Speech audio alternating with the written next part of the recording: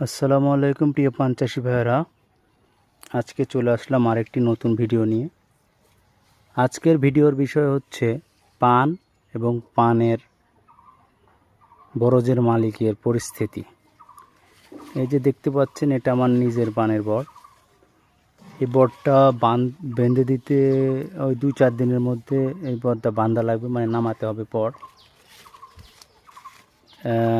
এই বর নামানোর জন্য প্রায় 20,000 টাকার মতো এখন দরকার, ইমার্জেন্সি।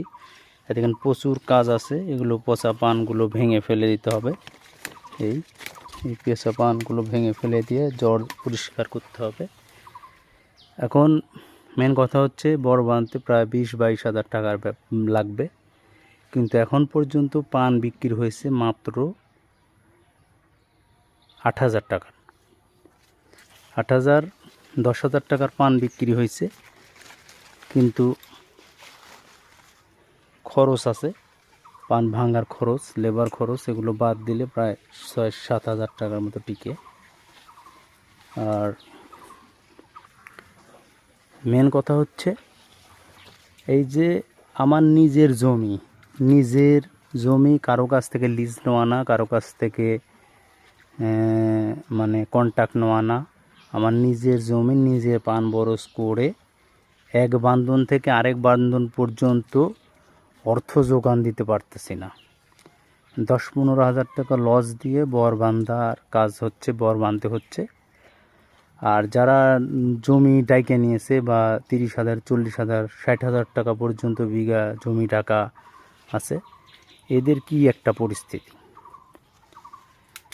বর অর্থকারী ফসল ছিল, সোনার সোহাগা ফসল ছিল।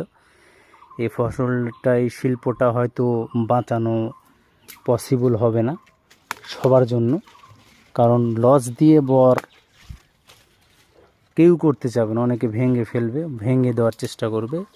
তাছাড়া কয়দিনই লস দেবে কৃষক। এখন আসি মেন ফিগারে। একটা লেবারের দাম, বরবান্ধা লেবারের দাম আপনার 600 থেকে 650 টাকা। ওকে 2বার খেতে দিতে হবে, প্লাস বর বাঁধার জন্য যে পাটকাঠি বা যেটা আপনার বাঁশকাঠি বা ওয়াশি যেটা বলে, ওটা 5,000 টাকা কাউন্ট। 1,020 পিস সম্ভবত এক কাউন্ট, এটা 5,000 টাকা দাম।